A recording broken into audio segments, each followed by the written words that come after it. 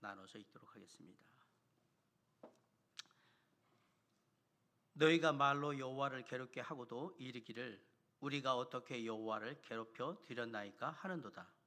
이는 너희가 말하기를 모든 악을 행하는 자는 여호와의 눈에 좋게 보이며 그에게 기쁨이 된다 하며 또 말하기를 정의의 하나님이 어디 계시냐 함이니라.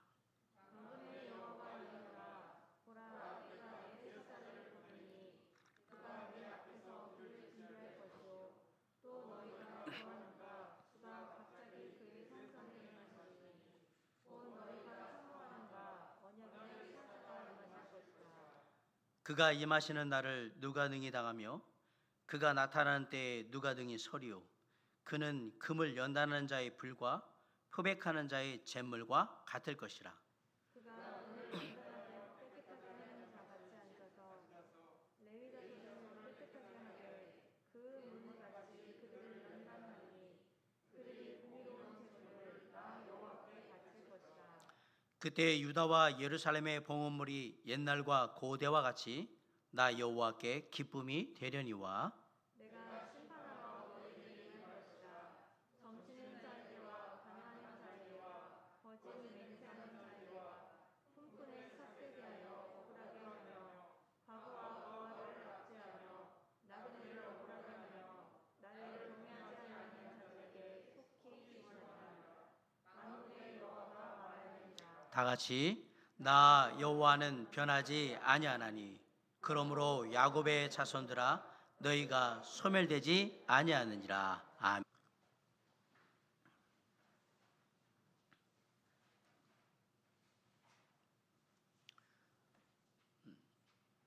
어느 분이 말라기 설교를 하면서 이런 표현을 썼더라고요. 이 티키타카라는 표현이 있는데 축구를 좋아하는 분들은 아실 거예요. 스페인 축구, 특별히 FC 바르셀로나라는 팀의 축구를 평가할 때는 티키타카라고 해요. 사실 티키타카라는 말은 탁구공이 왔다 갔다 하는 것을 그 스페인 말로 하는 건데 짧은 패스로 빠르게 주고받으면서 상대 진영을 유린하고 또 골을 넣는 스페인 축구, 특별히 바르셀로나 팀의 축구 전술을 말하기도 합니다. 최근에 사람들 사이에서 빠르게 주고받는 대화들, 그 얘기를 티키타카라고 하는데 말라기는 하나님과 하나님의 백성들 간의 티키타카 같은 건데 좋은 쪽의 티키타카는 아닙니다. 왜냐하면 나오는 이야기들이 너무 좀 엉뚱하기 때문에 그래요. 제가 계속해서 말라기에는 하나님과 이스라엘 백성들의 논쟁으로 오가는 이야기들이 많다라고 말씀을 드렸습니다. 1장에서는 이스라엘 백성들이 자신들의 처한 어려운 상황들을 가지고 하나님께 이렇게 얘기합니다. 어떻게 우리를 사랑하셨습니까? 우리를 사랑하신다는 증거가 과연 무엇입니까? 라고 물어봅니다. 그러자 하나님께서 너희가 나를 멸시하였다라고 대답하십니다. 그러나 이스라엘 백성들이 언제 우리가 하나님을 멸시했습니까? 라고 또 묻습니다. 그리고 2장에서는 하나님께서 제사 때 드리는 예물을 이제 더 이상 받지 않겠다라고 하시자 이스라엘 백성들이 어떻게 우리가 드린 예물을 받지 않으십니까? 라고 또 물어봅니다. 그리고 오늘 우리 본문 2장 17절에 보면 하나님께서 너희가 말로 나 하나님을 괴롭게 했다라고 얘기를 하자마자 우리가 어떻게 하나님을 괴롭게 했냐라는 이스라엘 백성들의 반문이 또 지어지고 있어요. 무슨 그거로? 어디서 무슨 얘기를 듣고 오셨길래 우리에게 당신을 괴롭게 했다라고 그런 얘기를 하십니까? 라고 되묻고 있는 겁니다. 이런 이스라엘 백성들의 항의 섞인 반문에 대해서 하나님께서 너희가 말하기를 모든 악을 행하는 자는 여호와의 눈에 좋게 보이며, 이 말은 뭐냐면 악한 자들이 하나님이 계시는데도 불구하고 형통하고 잘 먹고 잘 사는 모습을 보이고 있고 그게 기쁨이 된다. 하나님이 그들을 그냥 놔두고 그들이 희희낙낙하도록 두신다. 또 말하기를 정의의 하나님이 어디 있느냐, 어디 계시냐. 그러니까 하나님이 있긴 한 거냐, 이런 상황을 볼 때 이렇게 물었던 거예요. 그런데 정의의 하나님이 어디 계시냐라는 이런 질문은 말라기 선지자뿐만 아니라 예레미야와 하박국 선지자, 여러 선지자들이 했던 말씀 속에도 다 포함이 되어 있어요. 예레미야 12장 1절에 보면 여호와여 내가 주와 변론할 때에는 주께서 의로우시니이다. 그러나 내가 주께 질문하옵나니 악한 자의 길이 형통하며 반역한 자가 다 평안함은 무슨 까닭이니까? 라고 묻습니다. 하박국 선지자는 1장 13절에서 주께서는 눈이 정결하심으로 악을 참아 보지 못하시며 패역을 참아 보지 못하시거늘 어찌하여 거짓된 자들을 방관하시며 악인이 자기보다 의로운 사람을 삼키는데도 잠잠하시나이까? 라고 묻습니다. 그런데 이 질문들은 정의의 하나님이 어디 계시냐라는 질문과 같은 질문 같은데 사실은 담겨있는 생각이 전혀 다른 질문들입니다. 예레미야 선지자와 하박국 선지자가 하나님께 그렇게 물었을 때에는 하나님을 의뢰하는 깊은 신앙의 마음에서 질문한 것인데 반해서 지금 이스라엘 백성들이 정의의 하나님이 어디 계시느냐라고 물었던 그것은 전적으로 불신앙에 기반해서 하나님께 물어본 질문이기 때문에 그렇습니다. 하나님께 병든 것, 저는 것, 눈먼 것 그런 것들을 제사에 드리면서 예물로 드리면서도 하나님을 멸시할 줄 모르는 사람들인데 그들은 나름대로 자신들이 하나님 앞에 잘하고 있다라고 생각하고 있는데 그렇게 생각하는 반면에 하나님께서는 잘하고 있는 나에게 복을 주지 않으신다라고 생각하니까 짜증나고 힘들다고 지금 얘기하고 있는 거예요. 왜 제가 잘하고 있는데 저한테는 축복을 안 주시나요? 그러면서 하나님께 이렇게 묻는 거예요. 우리가 무슨 잘못을 했다고 우리에게 이러시는 겁니까? 라고 묻고 있기 때문에 하나님은 자신들의 상태를 모르는 이스라엘 백성들이 계속해서 이렇게 얘기하시니까 그 얘기를 듣기가 너무 괴로우셨다라고 얘기를 하시는 거예요. 그런 이스라엘 백성들을 향해서 하나님께서 이제 당신이 어떻게 하실 것인지 그 계획을 1절에서 말을 합니다. 우리 다 한번 같이 읽어보겠습니다. 시작. 만군의 여호와가 이르노라.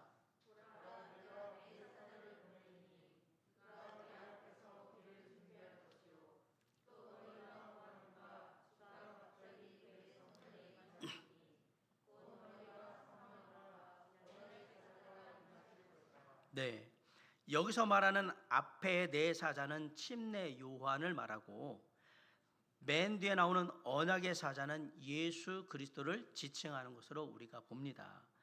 침례 요한이 옥에 갇힌 후에 자신의 제자들을 예수님께 보내어서 예수님이 정말 약속하신 대로 언약대로 오신 메시아가 맞습니까? 라고 묻습니다. 비단 침례 요한뿐만 아니라 그때 이스라엘 백성들 모두는 자신들이 고대하고 기다리는 메시아가 이렇게 오실 거라는 그런 생각들을 하고 있었어요. 그랬기 때문에 침례 요한의 그 이야기가 별로 특별하진 않아요. 그런데 그 침례 요한의 질문에 예수님께서 이렇게 대답을 하십니다. 마태복음 11장 10절에 보면 기록된 바 보라 내가 내 사자를 네 앞에 보내리니 그가 네 길을 네 앞에 준비하리라 하신 것이 이 사람에 대한 말씀이니라. 그렇죠? 말라기 3장 1절 말씀을 그대로 예수님이 얘기해 주신 거예요. 그리고 이 예언의 말씀대로 오신 주님이 바로 예수 그리스도 하나님이신 겁니다. 그런데 그 주님께서 갑자기 임하신다라고 말씀하고 계십니다. 갑자기 임하신다는 말씀은 주님이 심판하러 임하시겠다라고 얘기하는 거예요. 그렇게 임하신 주님이 심판하시는 일을 하시면서 뭘 하시는가라고 할 때 바로 깨끗하게 하는 정화를 하시겠다라고 얘기하신 거예요. 우리 2절 한번 다 같이 읽어봅시다. 시작. 그가 임하시는 날을 누가 능히 당하며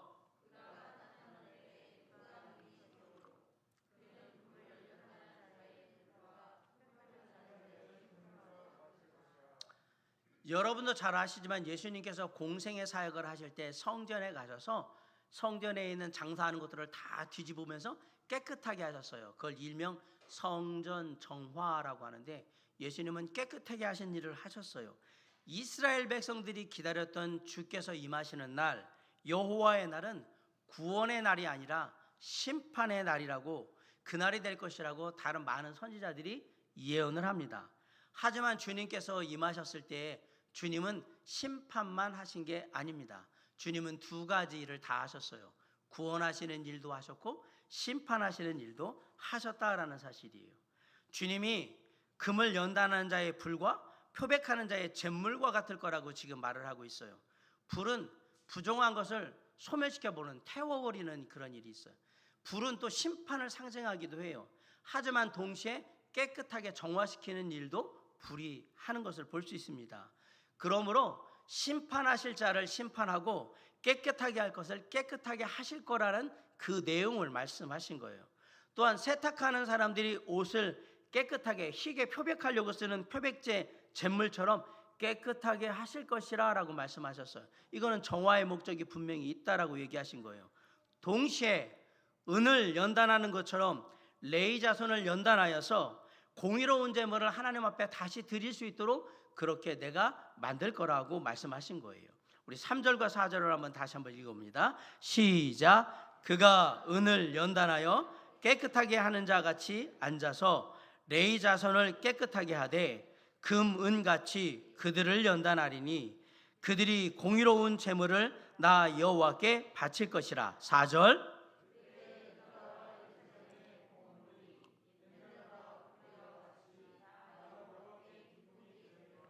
네, 그동안에 하나님께 드렸던 제물들은 하나님을 멸시하는 제물들이었는데 이제 유다와 예루살렘에서 옛날에 드렸던 헌물같이 고대와 같이 하나님을 기쁘시게 하는 그러한 예물을 드리게 될 거라고 말씀하셔요. 그런데 이 말을 거꾸로 바꿔놓으면 지금까지 이스라엘 백성들이 드리는 그 예물들은 하나님을 기쁘시게 하는 예물이 아니었다라는 얘기가 되는 거예요. 하나님의 은혜에 감사하고 하나님의 함께 하시는 그 기쁨에 감격하여서 드리는 예물이 아니었다라는 반증이 바로 이 이야기입니다. 거의 모든 제사들이 하나님을 기쁘시게 하는 제물이 드려지지 않았던 거예요. 그러자 언약의 사자가 임하여서 이제 이 모든 것들을 이스라엘 백성들을 연단하고 깨끗하게 하심으로 다시 하나님께 깨끗함으로 기쁨으로 감사함으로 드릴 수 있는 제물이 되도록 내가 그렇게 만들 거라고 얘기하시는 거예요. 그 일을 이루시는 분이 누구시냐? 바로 예수 그리스도 하나님이십니다.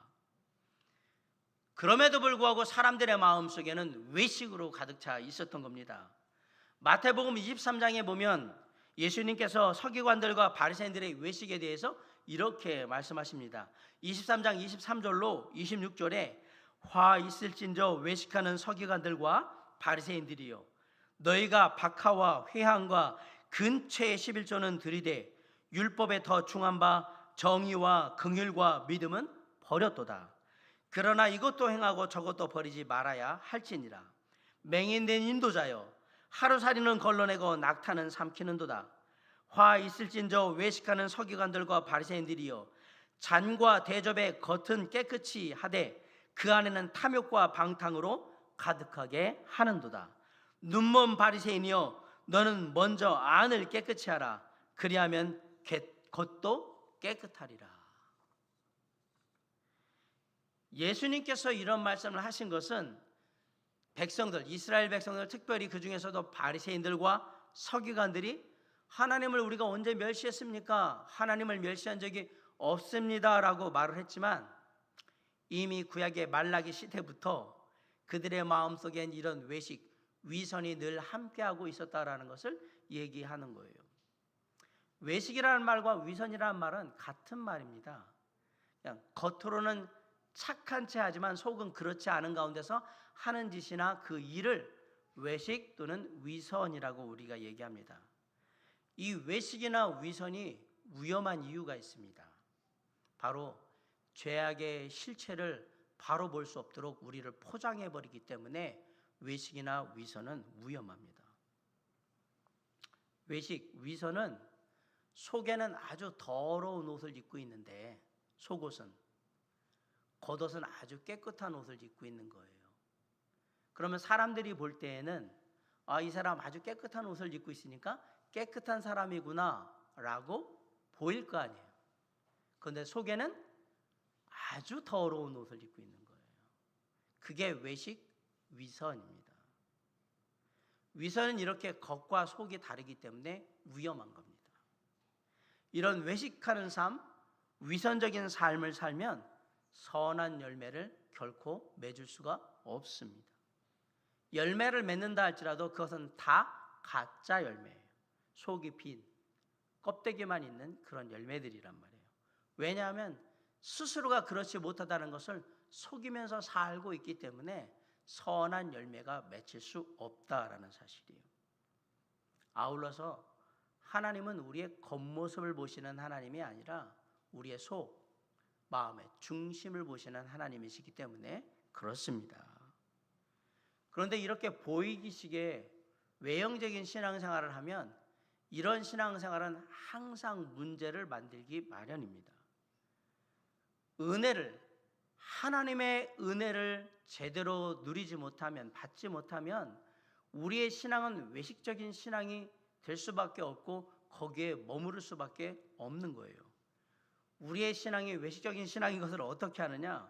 잘 보면 알아요. 우리에게 기쁨이 사라지고 감격이 사라지고 감사가 사라진 채 그냥 습관적으로 신앙생활을 하다 보면 겉모양은 그럴듯하게 돼요. 교회도 오고 성경도 보는 것 같고 사람들도 만나는 것 같고 겉보기에는 아무 이상이 없는 것처럼 보여요. 그런데 몸은 예배당에 와 있는데 마음은 하나님을 향한 예배로 중심을 잡고 있지 못한 거예요. 그게 외식이에요. 그게 위선이란 말이에요. 이런 외식하는 삶, 위선적인 신앙으로 계속해서 신앙을 이루어가게 되면 어느 순간에 영혼이 바짝 마르게 됩니다. 하나님의 은혜가 이제 거의 소멸된 그러한 신앙이 되어버린 거예요. 은혜가 소멸되면, 하나님의 은혜가 우리 안에서 바짝 마르면 나오는 게 뭘까? 원망과 불평과 비난과 다 그러면 하나님께 감사할 줄 모르는 그런 막 거친 말들이나 행동들은 다 우리의 영혼에 하나님의 은혜가 바짝 말랐다 이 얘기예요. 곡식 창고에 들어가서 있음에도 불구하고 굶어 죽은 쥐가 있다는 사실을 아십니까? 샘물이 멀지 않았는데 그 샘물을 먹지 못하고 마시지 못하고 목말라 죽은 사람이 있다는 것 아십니까? 겉은 그럴듯하게 살고 있는데 속은 텅 비어있는 껍데기와 같은 인생, 신앙을 살고 있는 거예요. 이런 사람들은 빨리 돌이켜 회개함으로 하나님 앞에 돌아와야 되는데 오히려 또 회개하지 않는 거예요. 지금 이스라엘 백성들의 상태가 바로 이런 상태라고 하나님께서 말씀해 주신 거예요. 그러자 하나님께서 이런 외식하는 삶, 위선적인 삶을 사는 이스라엘 백성들에게 내가 너희들을 심판하시겠다라고 말씀하시는 거예요. 자, 5절 한번 다 같이 읽어봅시다. 시작. 내가 심판하러 너희에게 임할 것이라.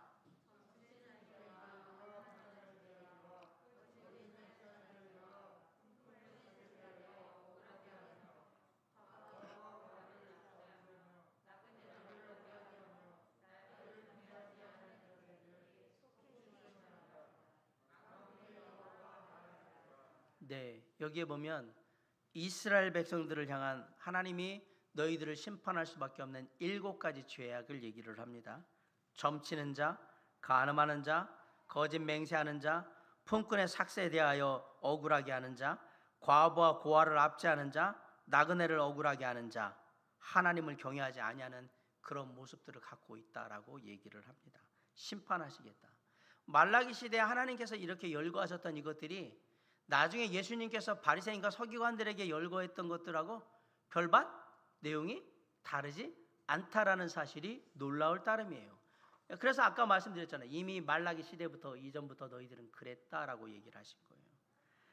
하나님께서 말씀하신 이스라엘 백성들의 죄악은 7가지인데 크게 3가지로 나눠볼 수 있습니다. 먼저는 우상 숭배, 점치는 자에 대해서 말씀하셨어요. 당시에도 점치는 사람들이 많았어요. 이스라엘 백성인데 하나님을 믿는 사람들인데 점치는 사람들이 많았어요. 그 사람들에 대해서 하나님께서 뭐라고 얘기하셨느냐? 신명기 18장 10절로 12절에 그의 아들이나 딸을 불 가운데로 지나게 하는 자나 점쟁이나 기륭을 말하는 자나 요술하는 자나 무당이나 진언자나 신접자나 박수나 초혼자를 너희 가운데 용납하지 말라. 이런 일을 행하는 모든 자를 여호와께서 가증히 여기시나니 이런 가증한 일로 말미암아 네 하나님 여호와께서 그들을 네 앞에서 쫓아내시느니라. 점치는 거 이방의 풍습인데 하나님의 백성들이 점을 치고 점치는 사람들의 말을 따르고 그리고 나가서 이제 우상 숭배를 하고 있는 거예요. 자, 세상에 믿지 않는 사람들이 왜 점을 칠까요? 왜 구술할까요? 왜 미래에 대해서 궁금해할까요? 믿지 않는 사람들이 그렇게 하는 이유가 뭘까요? 이유는 딱 하나입니다. 현재가 불안하기 때문에 그렇습니다. 지금이 불안하니까 그 불안함을 떨치려고 굿하고 점보고 길을 택하고 사주니 궁합이니 관상이니 뭐니 하면서 계속 그러고 있는 거예요. 부적 쓰고 이러고 있는 거예요. 현재가 불안하니까. 좋아요. 세상에 믿지 않는 사람들은 현재가 불안해서 그런다고 칩시다. 왜 교회 다니는 사람들이, 하나님을 믿는 사람들이 구술하고 점을 보고 길을 택하고 왜 그러는 걸까요? 하지 말라는데도 불구하고, 그런 사람들을 가까이 하면 안 된다고 용납하지도 말라고 했는데 왜 하고 있는 걸까요? 왜 연초만 되면 그 많은 점집에 그 많은 손님들 중에 30%가 교회 다니는 사람들이며, 때로는 목사가, 때로는 사모가 가서, 때로는 장로가, 권사가, 집사가 가서 왜 점을 보고 있느냐라는 사실이에요. 왜 그럴까요?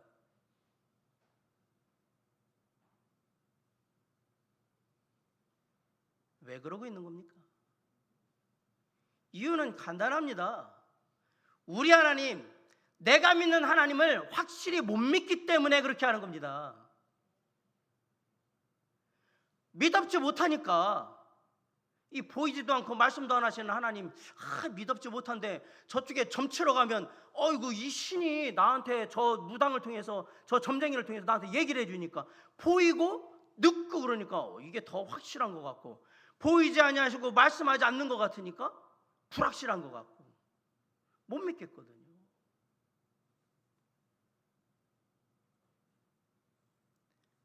그걸 어떻게 신앙이라고 얘기할 수 있겠습니까?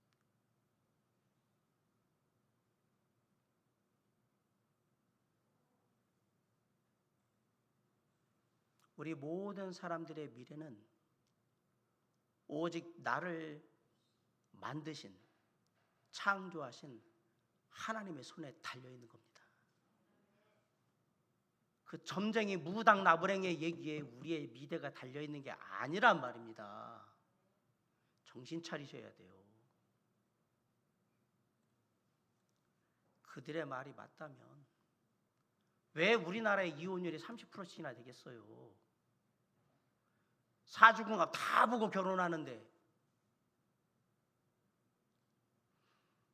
길을 택해서 이사했는데 왜 문제가 나요?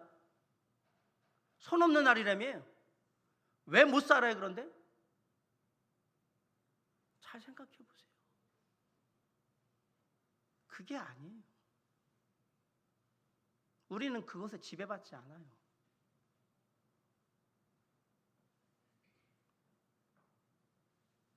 제 어머니가 제가 결혼할 때 절 다니셨거든요. 절 다니시는 친구 중에 보살님이 계셨어요. 제가 알아요, 그분이 누구인지. 보살님한테 가서 저하고 제 아내하고 잘 살 거냐, 궁합도 보고 막 그렇대요. 제가 뭐라 그랬는지 아세요? 그 돈 있으면 소고기나 사서 드세요 그랬어요. 저희 인생은, 제가 그러고 그 다음에 얘기했어요. 저희 인생은, 저하고 집사람 인생은 하나님이 다 알아서 하시니까 걱정하지 마시고 어머니 그럴 돈 있으시면 소고기 사서 드세요 이랬어요. 제가. 농담인 줄 아십니까? 쓰잘데기 없는 짓 하지 말라고.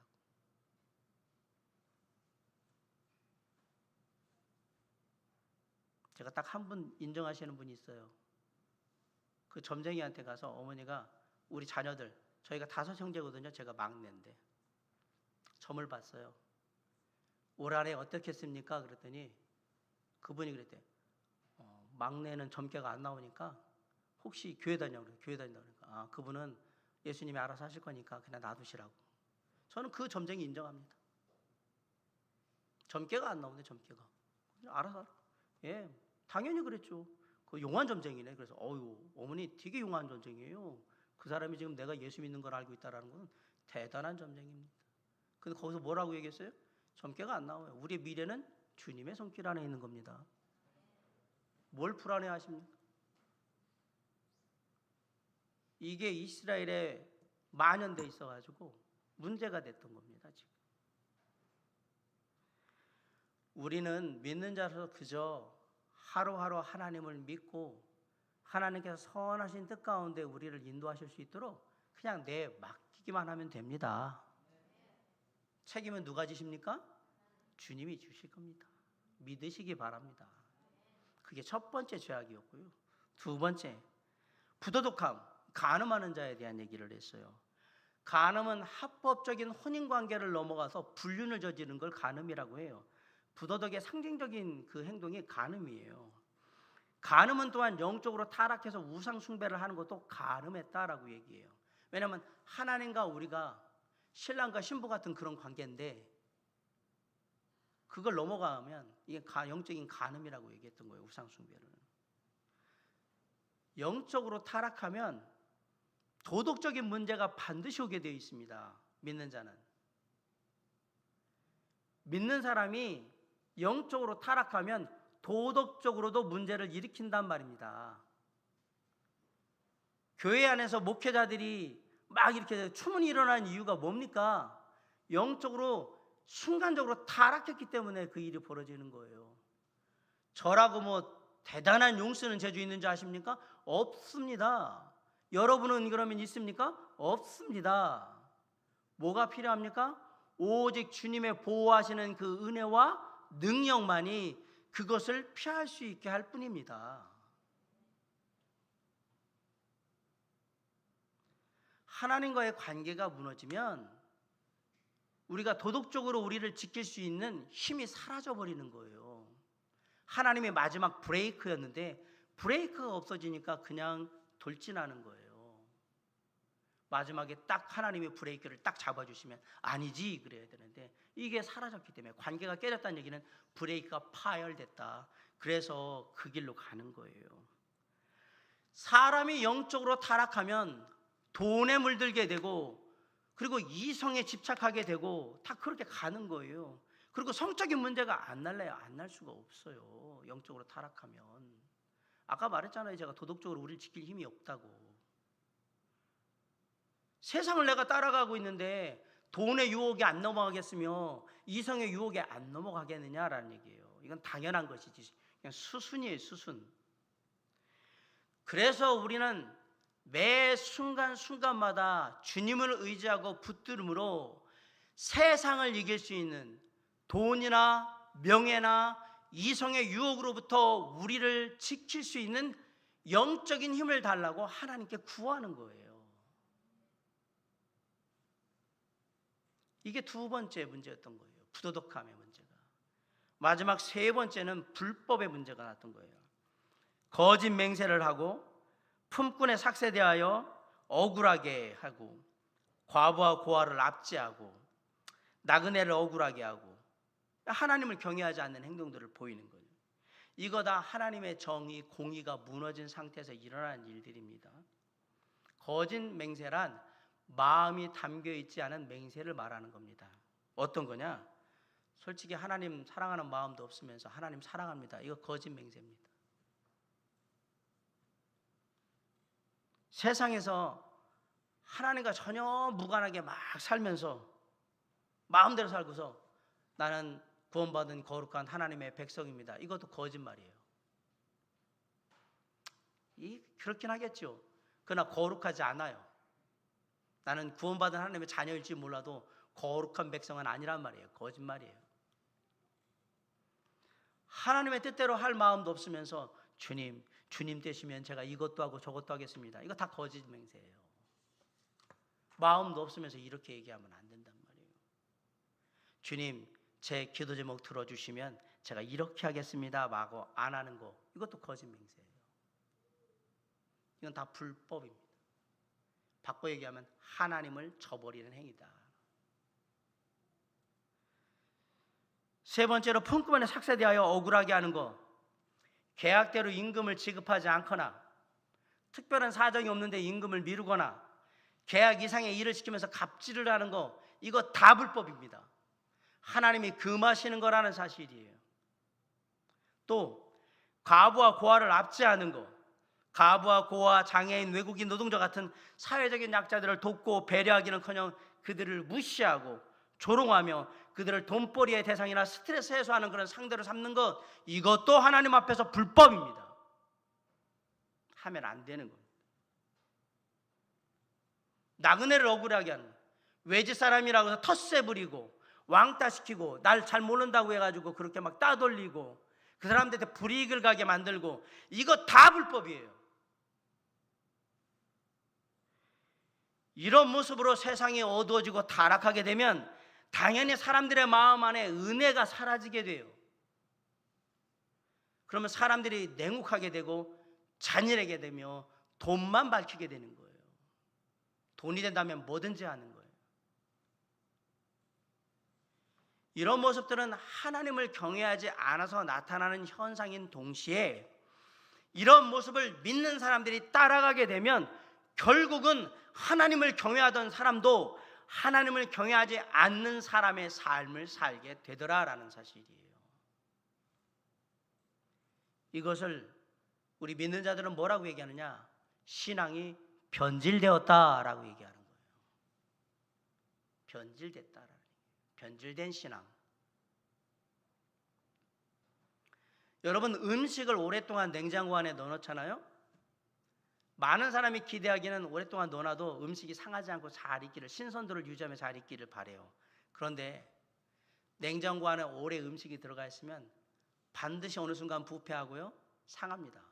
그리고 곰팡이도 냉장고 아닌데도 불구하고 곰팡이가 핍니다. 저는 여러 번 봤습니다.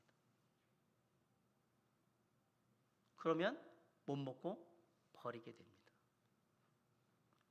하나님을 믿는 사람들, 하나님을 경외하는 사람들의 변질이 때로는 우상숭배로 나타나고, 때로는 간음으로 나타나고, 때로는 불법적인 행동으로 나타나고 있는 겁니다. 그렇기 때문에 우리는 항상 우리의 신앙이 변질되지 않도록 잘 신선도를 잘 유지하려고 노력해야 하는 거예요. 사도 바울이 왜 나는 날마다 죽는다고 했을까? 잘 생각해 보세요. 왜 그것을 날마다 새로운 구원이라고 했을까? 잘 생각해 보세요. 교회를 잘 다녀요. 직분도 가지고 열심히 일을 합니다. 나름 열심히 신앙생활을 하고 있어요. 그런데 어느 순간 나도 모르게 내 신앙이 변질될 수 있다라는 사실이에요. 내 신앙이 변질되지 않으려면 어떻게 해야 되느냐? 내 영적인 냉장고 안에 말씀과 기도로 날마다 새로운 재료들을 넣으셔야 합니다. 날마다. 그리고 원래 있었던 게 있잖아요. 그건 빨리 꺼내서 오늘 다 썰고 또 깎고 다듬어서 오늘 내 삶의 재료로 맛있게 사용하시면 돼요. 오늘 넣은 거 내일 쓰진. 빨리빨리. 그러면 신선도가 잘 유지된 영적인 냉장고의 상태가 될 거고, 그 안에 삶의 재료들도 좋은 상태를 유지하게 될 거예요. 만약에 시간이 지나서 그렇게 하고 있는데도 불구하고 자꾸 신선도가 떨어지는 속도가 빨라진다. 그러면 어디에 문제가 있는 겁니까? 재료에 문제가 있는 게 아니라 영적인 냉장고에 지금 문제가 있는 거잖아요. 그럼 어떻게 해야 합니까? 그러면 새로 냉장고를 바꾸듯이 우리의 삶을 결단하고 우리가 확 바꾸는 거예요. 날마다 새로운 피조물 되듯이 그냥 그렇게 바꿔야 되는 거예요. 냉장고를 새로 드려야 한단 말이에요. 새 것으로. 제가 새로운 마음으로 새 냉장고 드려서 아주 빵빵하게 그렇게 주님 날마다 말씀과 기도로 신선한 재료 넣고 신선도 좋게 해서 그렇게 맛있는 삶의 재료들 갖고 맛나게 그렇게 살겠습니다. 그렇게 바꾸셔야 합니다. 이거를 환골탈태한다라고 얘기하는 거예요. 그렇게 해야 합니다. 다행히도 오늘 하나님께서 이스라엘 백성들에게 그렇게 하지 않는 한 너희들은 심판을 피할 수 없을 거라고 얘기해놓고도 그 안에 여전히 하나님의 은혜를 얘기하셨어요. 우리 심판과 동시에 야곱의 자손, 즉 하나님을 경외하는 하나님의 남은 백성들에게 심판에 이르지 않고 깨끗함을 입어서 하나님께 나가게 될 거라고 얘기하는 거예요. 6절을 한번 다 같이 읽어봅시다. 시작. 나 여호와는 변하지 아니하나니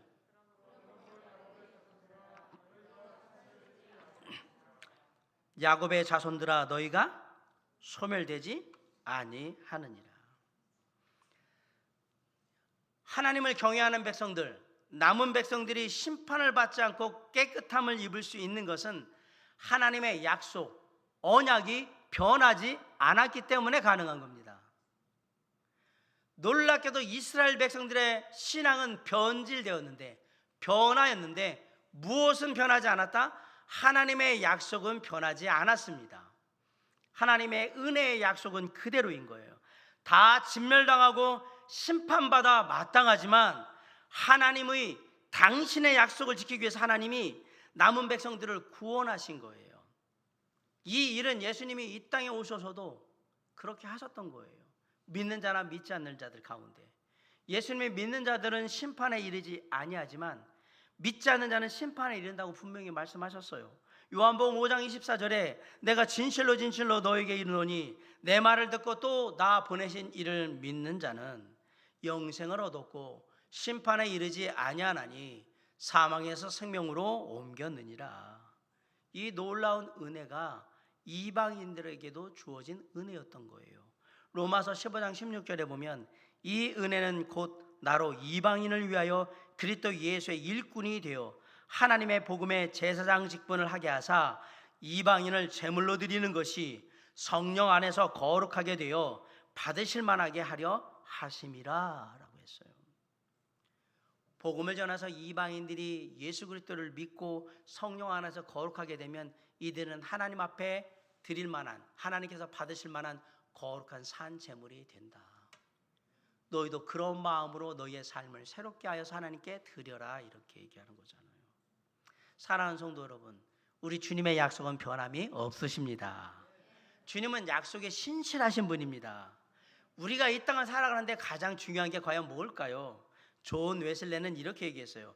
나는 천국과 지옥이 항상 내 눈앞에 있어 날마다 인생의 두 길을 직시하면서 살기를 원한다.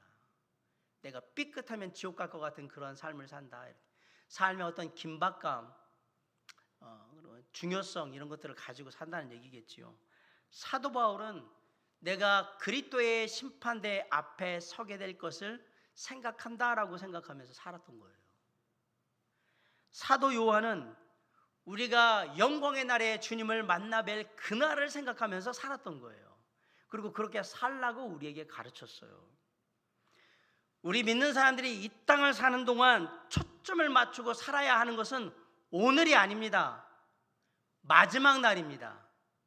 마지막 날을 생각하며 살아야 합니다. 지금 당장이 아니라 이 땅의 삶이 다한 그 순간을 생각하며 살아야 되는 거예요. 우리가 과연 이 땅의 삶을 다했을 때 어떤 모습으로 주님 앞에 서게 될까를 늘 생각하면서 그렇게 살아야 한다라고 얘기하는 거예요.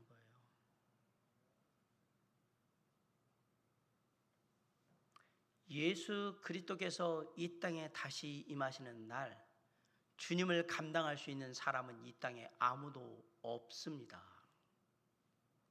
그날은 금을 연단하는 불과 표백하는 자의 잿물이 임하는 날이 될 것이기 때문에 그렇습니다. 회개하지 않은 악인에게는 그날이 심판의 날이 될 것이고, 하지만 하나님을 경외하고 회개하는 자들의 삶에는 연단하고 정결하게 하는 은혜의 날, 구원의 날이 되게 될 것입니다. 심판의 날이 된다는 얘기는 지금 이스라엘 백성들이 말하면서 계속해서 하나님을 괴롭혔던 대로 그들이 말한 대로 다 이루어지게 된다라는 사실이에요. 하나님께서 이 모든 것들을 드러내시는 날, 그날의 모든 것들이 밝히 드러나게 될 겁니다. 놀랍게도 믿는 자들, 하나님의 자녀들에게는 억울함도 없고 슬픔도 없고 오히려 하나님의 모든 공의가 완전하게 이루어지는 날이 되게 될 거예요. 우리가 이 땅을 살아가는 동안 믿음으로 산다라는 말은 바로 이 날을 늘 생각하며 산다라는 얘기예요. 주님 앞에 서게 될 그날, 우리에게는 구원의 날이요 은혜의 날이 될 그날을 늘 마음속에 잊지 않고 기억하며 이 땅의 삶을 살아간다. 그것을 우리는 뭐예요? 믿음으로 살아간다. 바울은 표대를 향하여 나아간다. 모세는 하늘의 상급을 바라보며 나아간다.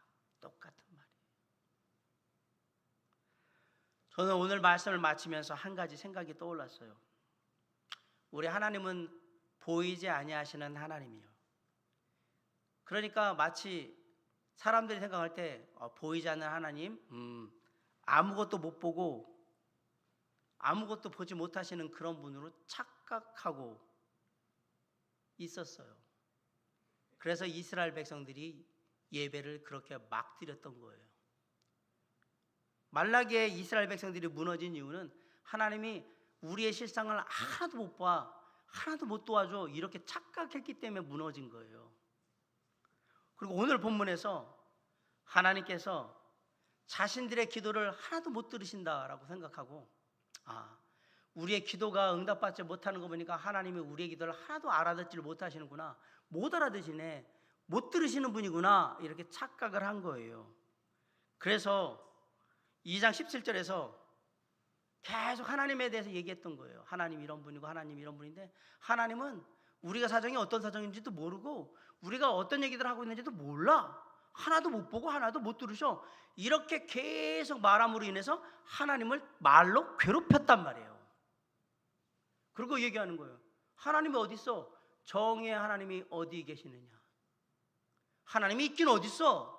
보지도 못하고 뭐 듣지도 못하는데 하나님이 어디 있어? 라고 얘기를 하신 거예요.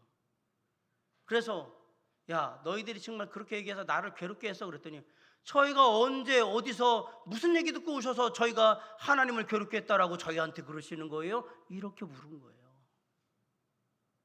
자기들이 그렇게 얘기해놓고 그렇게 행동해놓고 말해놓고 전혀 안 한 것처럼 그렇게 얘기했던 거예요. 사랑하는 성도 여러분, 우리 하나님은 우리가 하는 모든 말, 우리가 내는 모든 소리 다 듣고 계십니다. 그리고 우리 하는 모든 행동 다 보고 계십니다. 단지 은혜로 그것을 인내하시는 거예요. 우리가 사람들 앞에서 믿는 자로서 말을 하잖아요. 그건 곧 내가 하나님 앞에서 말을 하는 것과 똑같은 거예요. 이게 우리가 하나님을 믿는 사람으로 사람들 앞에서 행동하잖아요. 그 얘기는 하나님 앞에서 내가 뭔가 하고 있다라는 얘기예요. 이게 하나님을 경외하는 사람들의 하나님의 임재의식이에요. 지금 내 말과 행동에 하나님이 함께 하신다. 하나님이 함께 하시는데 우리가 어떻게 욕설을, 거친 말을, 원망과 불평과 비난과 조롱과 이런 말을 하나님이 함께 하시는데 어떻게 할 수 있냔 말이에요. 우리가 어찌 형제자매들에게 거짓을 말하며 속이고 사람을 괴롭게 만들고 폭력적인 힘을 행사하고 그리고 막대먹게 행동을 하겠냐 말이에요. 어떻게 하나님이 나와 함께 하시는데 우리가 어떻게 그렇게 말하고 행동할 수 있냔 말이에요. 이건 말이 안 되는 얘기라고요. 이스라엘 백성들처럼 내 안에 하나님의 은혜가 다 소멸되어서 바짝 말라서 내 삶이 하나님이 경외하지 않는 자의 삶이 아니라면 우리는 절대 그럴 수 없다라고 지금 주님께서 우리에게 얘기하시는 겁니다. 사랑하는 성도 여러분, 말씀을 마치면서 이렇게 부탁드리고 싶습니다. 우리의 모든 말과 행동, 특별히 사랑하는 형제 자매들을 대하는 모든 태도, 그리고 이 사회에서 많은 사회 구성들과 함께 살아가는 모습 속에 우리 주 예수 그리스도 하나님의 선하신 성품과 다음이 없으신 은혜가 풍성하게 나타날 수 있기를 주님의 이름으로 간절히 축원합니다. 그 은혜가, 그 풍성하심이 우리의 가정과 일터와 학교와 우리가 맺고 살아가고 있는 모든 관계 속에서 시시때때로 풍성하게 넘쳐남으로 말미암아서 그런 우리의 모습을 보면서 하나님이 기뻐하시는 그러한 저와 여러분의 삶이 될 수 있도록 주께서 우리에게 늘 함께 하시고 당신의 은혜와 능력과 축복으로 부어주시는 귀한 자녀의 삶이 될 수 있기를 주님의 이름으로 간절히 축원합니다. 기도하시겠습니다.